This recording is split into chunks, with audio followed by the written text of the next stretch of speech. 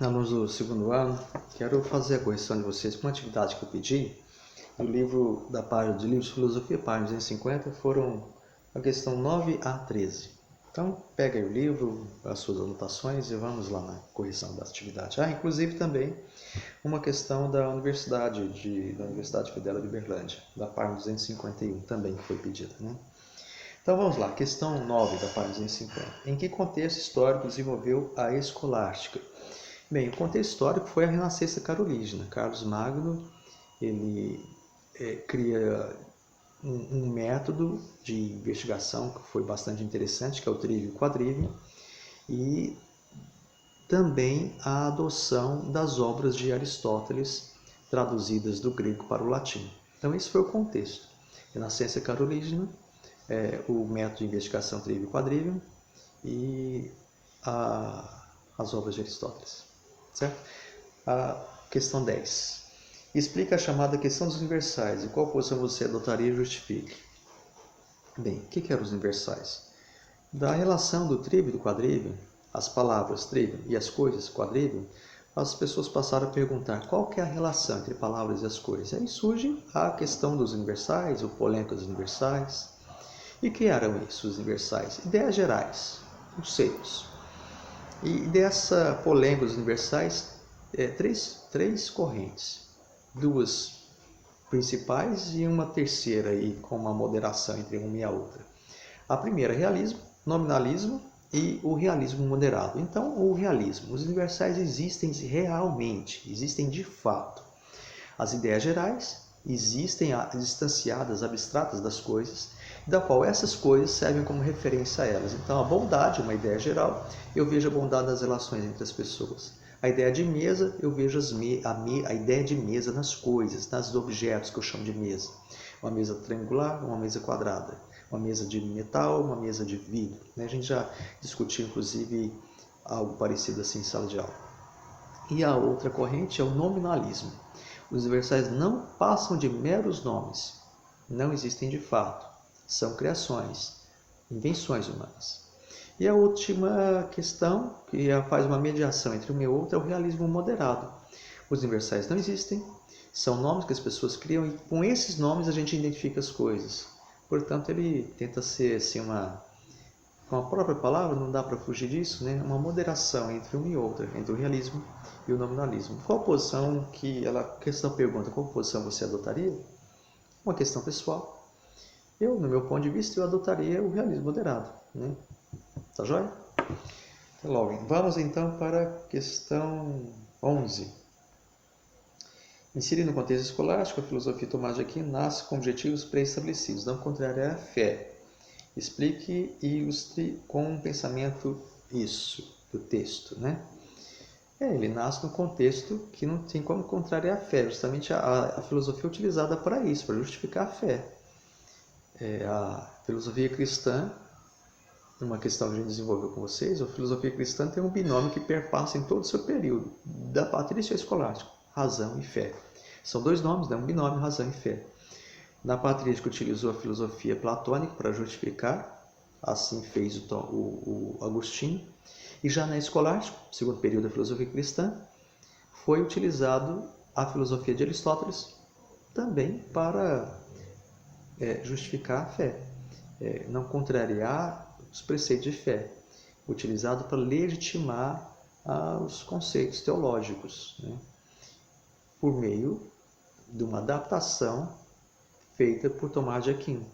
E até conveniente dizer, né, foi uma síntese aristotélico-tomista feita nesse período pelo filósofo religioso, né, Tomás de Aquino, muito chamado de santo.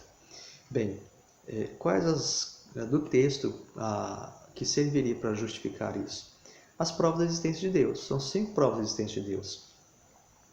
E essas provas da existência de Deus são de Aristóteles, que ele faz uma adaptação para aproximar a filosofia cristã, da lógica de Aristóteles. Então, nós temos aí, primeiro motor, Deus com causa eficiente, Deus necessário e contingente, princípio necessário e contingente, né? Princípio dos graus da perfeição e da finalidade do ser. Comentando brevemente cada uma delas. Primeiro motor, para Aristóteles. É o primeiro ser, o primeiro que movimenta todos os outros sem ser movido. Ele não movimenta, porque ele não se movimenta, porque se ele se movimentasse, estaria aí. A gente pode pensar em perfeição, em busca de alguma coisa. E isso é inconcebível com Deus. Deus é perfeito, pleno, absoluto. Mas ele dá criação às coisas. Por isso Aristóteles chama de primeiro motor. Agora, a causa eficiente. Eficiente porque ele é o criador de tudo. Dele deriva todas as coisas. Né? Ele que cria. Lembrando da teoria das 4 causas de Aristóteles, material, formal, final, material, eficiente, formal e final, a gente tem essa noção de que o final, a causa eficiente é aquele que cria, né? Deus é criador. E necessário e contingente, porque se Deus cria, ele é necessário. Contingente somos nós, que não somos, não existimos por conta própria, por vontade própria, né? Por nossa personalidade. Nós dependemos porque somos derivados de Deus, criados por Deus, gerados por Deus. Então Deus é necessário e eu sou contingente. Grau de perfeição, tudo está em Deus. Bondade, felicidade, justiça, tudo que você pensa de bom e belo é Deus.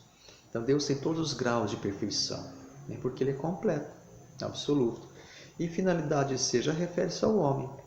Qual que é a finalidade do ser? Buscar a Deus. Já que Ele é o meu Criador, está na criatura se dirigir ao Criador, né? Se completando com o Criador. Me falta Deus, portanto eu busco. E a questão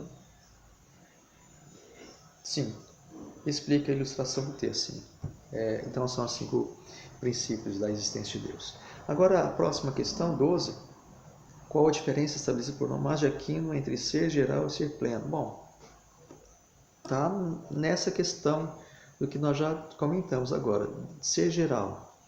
Não existe outro além de Deus. Deus é único. Deus existe e do qual tudo derivou. Por isso ele é pleno. Como posso entender pleno? Absoluto, completo.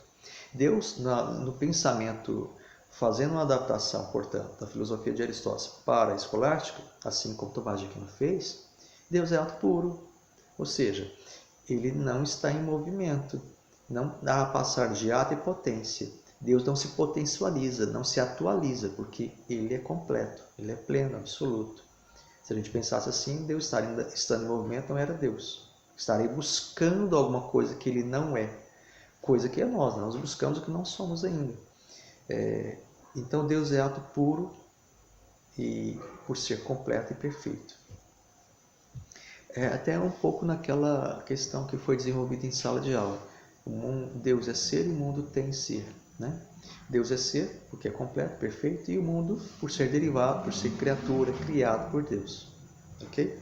E a questão 13, das 5 provas da existência de Deus, qual você seria a argumentação fraca e forte para você e a sua opinião? Bem, é uma questão pessoal, é apenas para exercitar o seu espírito crítico, né? A sua escrita também. Eu vou dizer no meu ponto de vista. No meu ponto de vista, a primeira, Deus é o primeiro motor. Porque, se você perceber, todas as outras são 5 causas da existência de Deus. A primeiro motor, né? Todas são uma derivação do primeiro motor. Então, para mim, é a mais forte. Deus é o que move tudo, é o que cria tudo. E a mais fraca, no meu ponto de vista, como é uma questão pessoal, seria a última, a finalidade do ser. Deus deu ao homem consciência. Por isso que o homem pecou, porque escolheu mau caminho, se desviou de Deus. Mas a proposta, como criatura, buscar a Deus. Então eu tenho que me dirigir sempre a Deus. Portanto, eu considero essa a mais fraca. Tá joia?